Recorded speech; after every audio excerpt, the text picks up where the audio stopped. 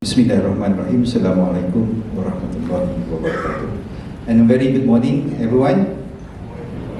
I had the hardest part to moderate the sessions just right after break and before lunch. So don't worry, I promise you it's going to be fun. It's going to be very informative today. We have a very interesting speakers today. But before that, I would like to welcome everybody to our sessions 2, investment analysis for Malaysian medical device from a financial perspective. Let me quickly introduce about Perantim, or Malaysian Medical Device Manufacturer Associations. Perantim's, to be a member, it has to be at least 2 mandatory category, which is number 1, must be at least 51% Malaysian owned. So all our members are all Malaysians. And secondly, they have to have at least ISO 13485, meaning that they are manufacturers. So all my members are manufacturers, exporters mainly. And we have about 36 members only. If you ask me why, because Malaysia's manufacturers, not that many, about 60-70 companies only there who are qualified to have ISO 13485. So Perantim, we have about 50%, 60% of the total local manufacturers members. With that, I would like to invite all the speakers to come up to the stage and join me on the stage so that I won't be here alone. So please welcome all the speakers come to the stage.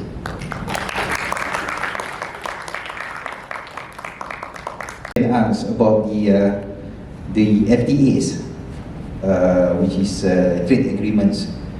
Our government now signs many FTAs, CP, TPP, RCEP, the world largest FTAs, MEFTA, those non-EU countries. We are basically opening our local market widely to our international players, international partners, despite some announced limitations somehow. Normally, these companies will come with their financial muscles and might not need local finance hubs. Maybe Puan Yusni can explain a bit, or maybe can reply how we can help local players to compete with these international companies with all this incentive and also assistance from the life science missions.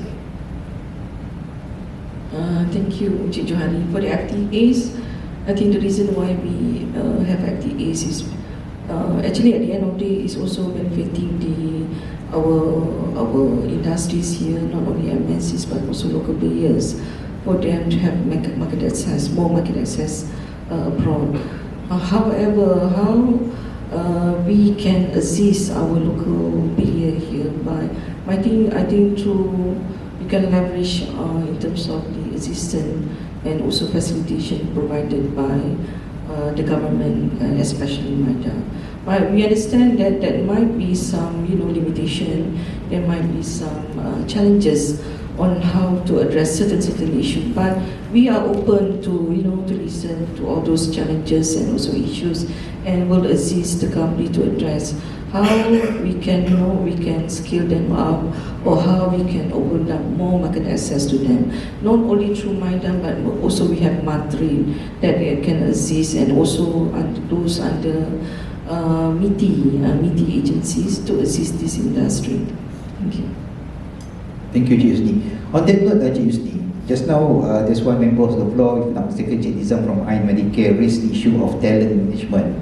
I think from the association's observations, we are really lack of many talents, especially in terms of medical industries. When it comes to, for example, audits of medical products, we normally have to rely on international counterparts. I can see there's some programs that MIDA have developed to ensure that this gap can be bridged. Maybe Yusni can also explain a bit specifically for medical industries, how far is it going to be? How many years can we be, like we can have our homegrown TUV maybe, or homegrown DNB in Malaysia? How far can we expect that, Yusni? in terms of facilitating, on the talent issues, we understand there's a lot of, challenges faced by industries. But we do not have like a specific program like, okay, this one talent for this sector, and no. But we are open because on MIDA, under our talent division, we collaborate with all universities and technical institutions on how to address this issue.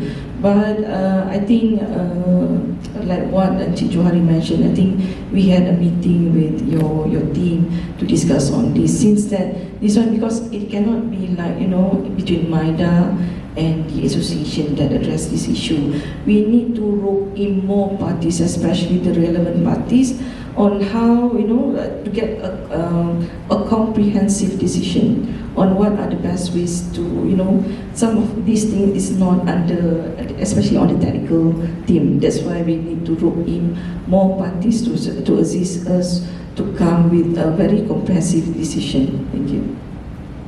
Thank you, Prime Minister. So just now our session, yes, we have questions on the floor, please.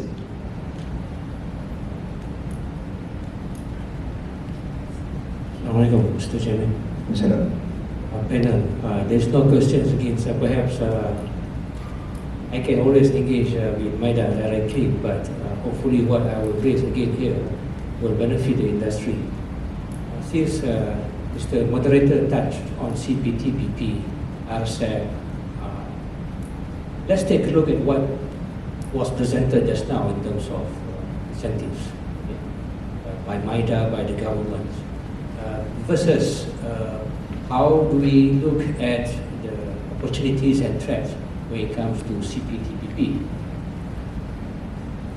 Most all the time it's about very general incentives, percentage, number of years, industries, categories. I just want to raise one example. If there is a local manufacturer emphasize on one therapeutic area or treatment or type of medical device, is MIDA or any relevant agencies and ministry would be in a position to advise on the government procurement so that it will balance that how can we give some privilege but not to the extent of discriminating products from other CPTPP countries. Am I clear on that? Let's say Medicare emphasize on nephrology, kidney treatment. Yeah. We emphasize on that. We develop more products. We invest. But at the same time, when it comes to government procurement, we have to compete products similar from other CPTPP countries. So dia tak balance. Is it government going to slow down on certain category and encourage the local manufacturer to expand and develop further? That is just one scenario. Maybe I would like to answer Cik Nizam on that. So with the development of the CPTPP signing last year, so there is basically a policy that we have now putting on the procurement. All this while, all the FTAs doesn't involve any government procurement. It was protected. But under the CPTPP, the government decided to open it. So this covers both pharmaceutical and medical devices. So meaning after this, the procurement from the government hospitals will go to the tender. But MOH right now is, they already got some feedback from the Pharmaceutical Association. I'm not so sure whether granting or AMI did send something to MOH, but there is a suggestion that we have to rephrase or relook some route that will still allow Malaysians to get the benefit. So meaning some preference will still be in place, but how it will be done is not yet definite. It's still being discussed by MOH, and you need to wait until MOH make the decision. So they may not call it anymore as procurement, it will be something else, but there is some plans. But how it will be done, I don't have any information right now. So that one, I think maybe afterwards, Perantim or AMI can, go together and reach out back to MOH to look at this element in terms of document part. So this is the only information I have right now in terms of your concern just now. But anyway, looking at the FTA's benefits and advantages, we must always look outside, not just looking inside. Malaysian population is not really that big. I understand that we have to first try to conquer the local market, but at any point, the aim is that Malaysia must go beyond. I mean, the world is very big for us. It's not just Malaysia. So that's the main reason why, despite we understand we have to protect some element of our market, but we must make the push for Malaysia to go outside. So when you are part of it, where you are participating in the supply chain program, you're trying to get the MNCs to collaborate with you, MNCs will engage. That is part of the route, preparing to go for expansionary mode. So I think that's how we look at it. We have to look at it more in terms of positive manner. I mean, if you're being so close up, will not move, will not grow. So that's my view on that. Thank you. Thank you, Puan Azlina, the head of Life Science and Medical Technology, for the explanations. Yes, I think I echo what Puan Madam said just now. That's actually one of the reasons why Perantim was incorporated. We want to export. Our market is very small. 36 million will not do anything to us. Okay, there are 6-7 billion out there. Hopefully, Malaysian manufacturer SME can grow to that level. Of course, with the assistance of agency like MIDA or Madrid. Is there any other questions from the floor, please? Yes, sir. Assalamualaikum. And good day all everyone. My name is Naim from Sanicam Resources Sdn. Okay, I have two questions. One is for Mr. Phillips and one for Puan Yusni. Okay, for Mr. Phillips, I aware that MIDF also have grants. So can you elaborate more about the grants and how to apply it? Okay, the second question is for Puan Yusni. Okay, we are our business is medical device testing for validate or verify the medical device. Our customer is mostly from overseas. 60% of our customers from overseas. So there are some problem we are facing now. Actually, with MDA, we are handling testing sample only, not a manufacturer. But every time when our sample from overseas come to Malaysia, with custom they already clear that we are exempted for taxes. But MDA still don't understand about that. I hope that MDA can represent us to justify or rectify them about this. Thank you. Yeah, thank you for the question. Yes, correct. MIDF actually we are managing 3 to 4 grants on behalf of BT, KUSKOP. So we are managing grant, and one of the grant is actually for medical industry actually. So the availability of the fund of the grant, because there's another team handling. So I think to give you more information, you can go to our booth later on. Then we'll connect you to our grant team. Yes, we are managing grants for BT and also KUSKOP. Yes, okay, thank you. Cik Naim, I cannot answer your question immediately because I need to understand what are the issues actually. So might be later we can exchange our contact and then we can get details from there. Thank you. Maybe I can take another last one questions from the floor. Anyone? Okay. So if that's the case, then maybe we can come to the end of our sessions. After this, I think we have a B2B sessions with all the MNCs. I will encourage my members. I can see people of my members are here to talk to them. Discuss with them. Talk all the details and everything. At the end of the day, if they like your face, maybe we can proceed to the arrangement. Financier is here. MIDA is here. Can help. Maybe one last words. Phillips, before we adjourn. Yeah, I think let's say for example, thank you for inviting us for MIDF to share our financing scheme. So if you require any financing to expand, to modernize, and also to upgrade your productions, to expand your capacity, you can always come to MIDF to both our side. We can discuss further on this. Thank you. Thank you. Cyrus?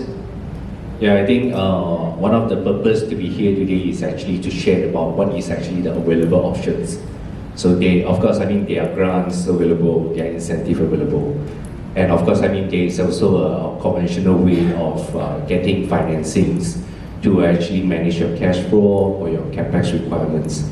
So there are actually options available. So costs are always an issue, but there are also a lot of actually solutions are available from government agency, from the bank, and the support from bank negaras.